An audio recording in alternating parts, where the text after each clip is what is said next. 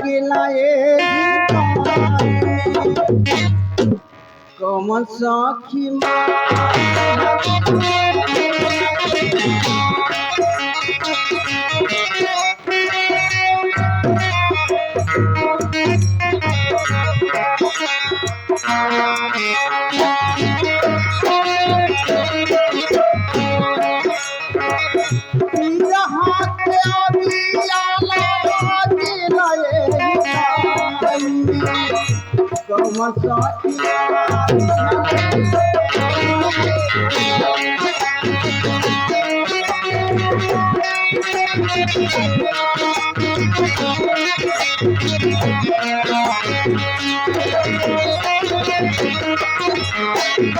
और हमारी साहब की तरफ से 11 साहब जी के चरणों में सबसे बड़ा नमस्कार करती हूँ। कंकाड़ चुनी चुनी महला बना लोगी महिला घर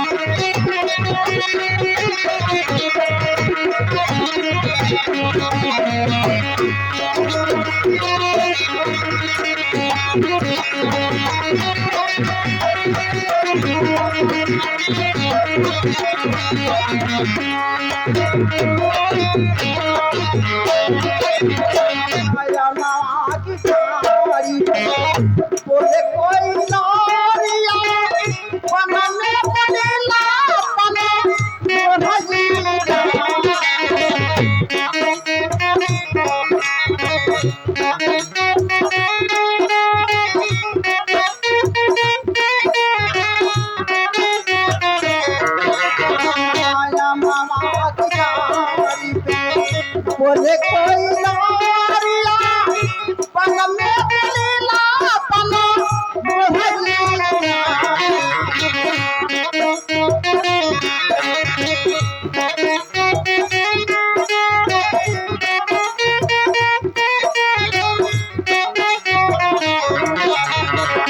नदिया के तीरावा पर नीला सामने नदिया के तीरावा पर नीला सामने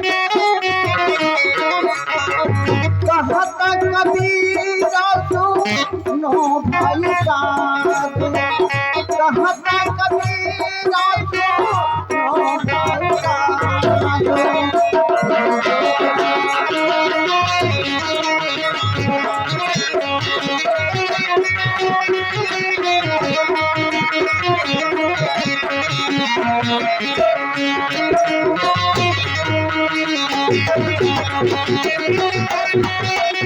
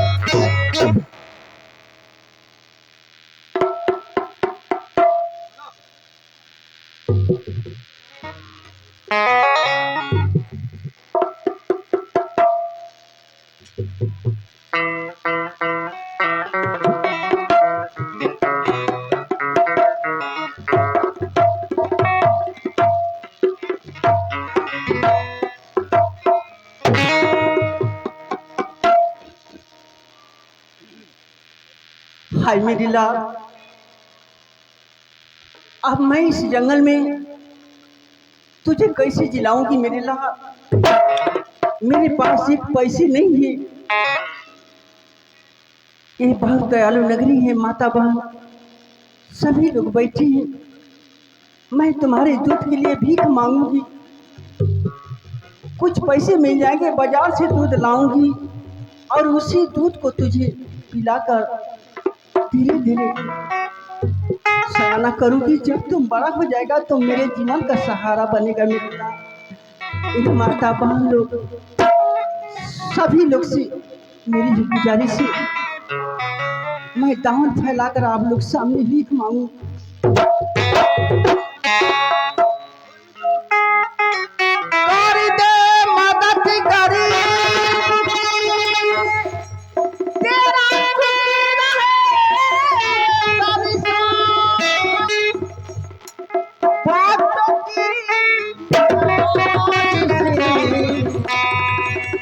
उठे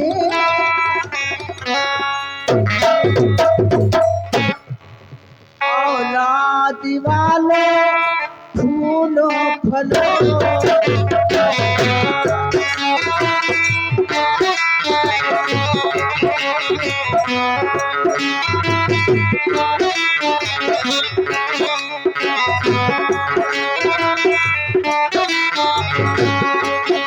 औलाद वाले फूलों फलों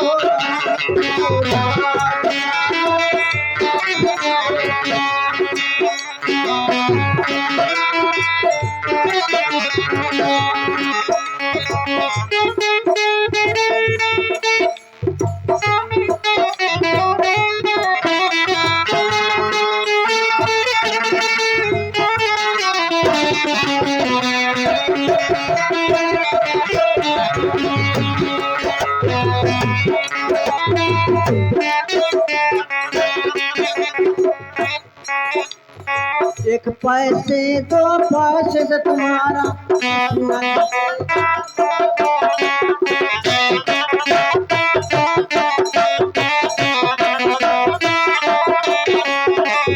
पैसे दो पैसे से तुम्हारा न कटेगा।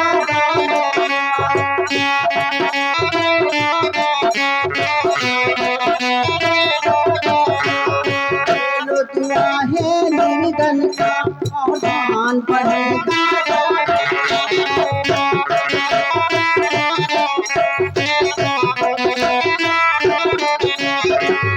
भलाई का बादीला भलाई मिलेगा, भलाई का बादीला भलाई मिलेगा।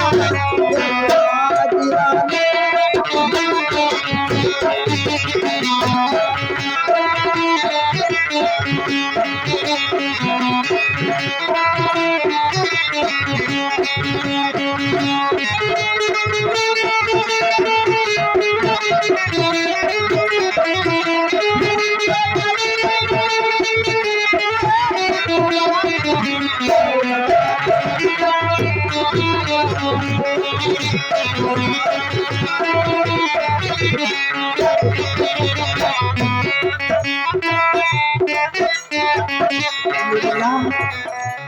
माता बहन लोग सभी लोग बैठे तुम्हारे दूध के लिए जरूर आएंगे, कुछ पैसे जरूर देंगे मेरे लाल, और मैं तुम्हारे दूध के लिए भीख मांग रही हूँ मेरे लाल।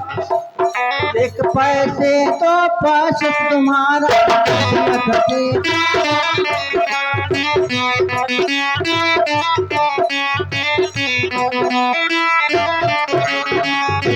दुआ है मेरी धन का आधार बनेगा दौलत।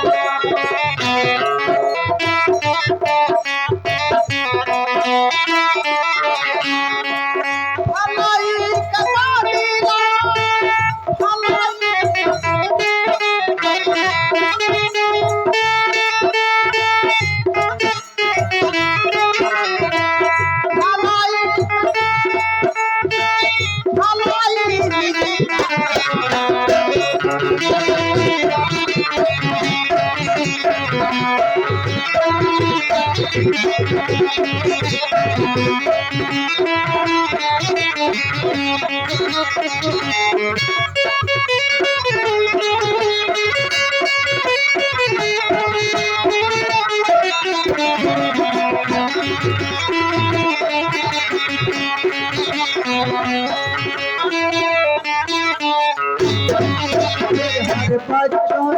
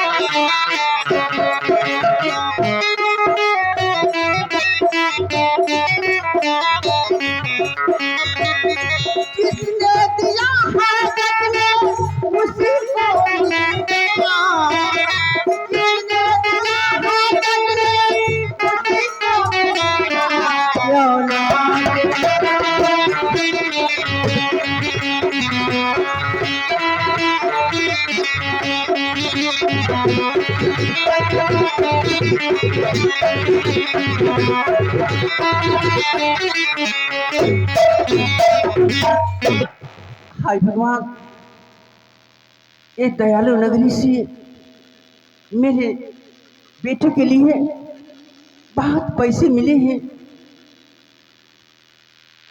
मेरे लाल, बाजार से तुझे दूध लाऊंगी और उसी दूध को पिलाकर तुझे धीरे धीरे सयाना करूंगी। जब तुम बड़ा हो जाएगा तो मेरे जीवन का सहारा बनेगा मेरे लाल, मेरे जीवन का सहारा बनेगा मेरे लाल।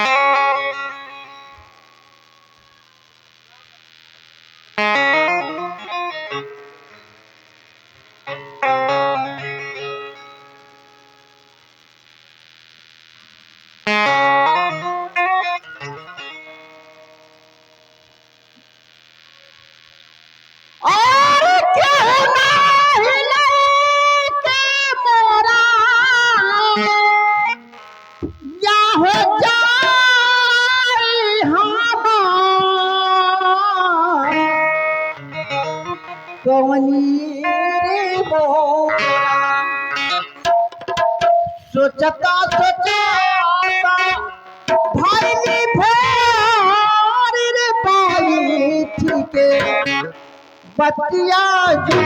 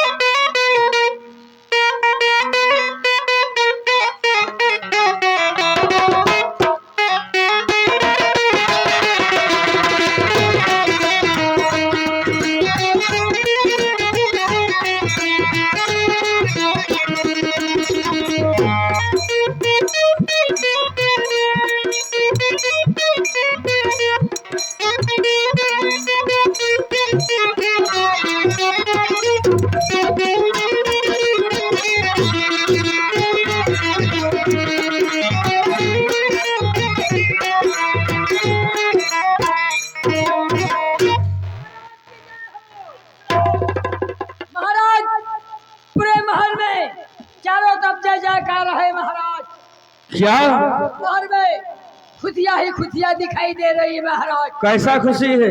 महाराज महारानी के लड़का भैल है महाराज। तो बड़ी खुशी की बात है। हाँ महाराज, अब वो लड़का मुँहे में पड़ल है। मोड़ पर मुँह पर ना मुँह महाराज जाओ, इस खुशी पर कोई नाचने गाने वाली को बुला कर लेकर आओ कि सोहर मंगल हो। महाराज सोहर हम नहीं। क्या तू गाते हो? जी महाराज। ठीक है, गा कर सुनाओ। तुहार दादा भैला, तुहार दादा भैला तो हमार दादा सोहर गौला। अच्छा आ तू भलवा हम गाई। तब प्रारंभ जाते। तू लइका भल हम गाई। ठीक है, गा।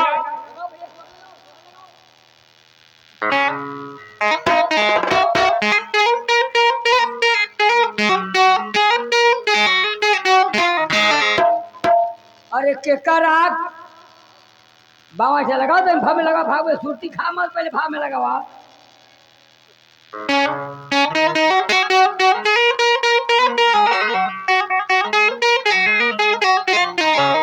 अरे जुग जुग मुए तोरे ललनवा,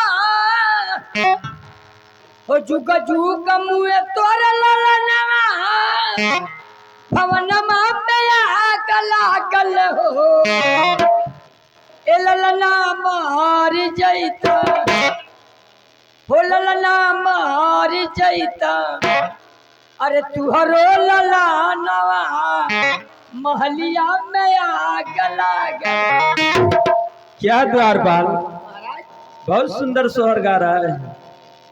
लिए पलट गए महाराज। ए पतला हरम जादे जुग जुग मुए मर ललनवा भावनवा पर आगे जे। हाँ महाराज लिए ए बतला कि मेरा बेटा मर जाएगा, सुना मेरे महल पर आग लग जाएगी।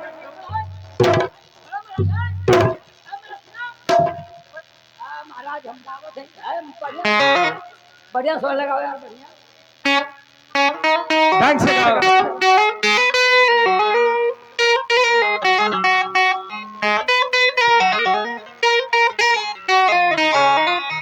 अरे कहवा से आवे ले पियरिया पियरिया लागल झालारी हो, अरे मोरे रनिया अरे कहवा से आवे लाते झूलवा से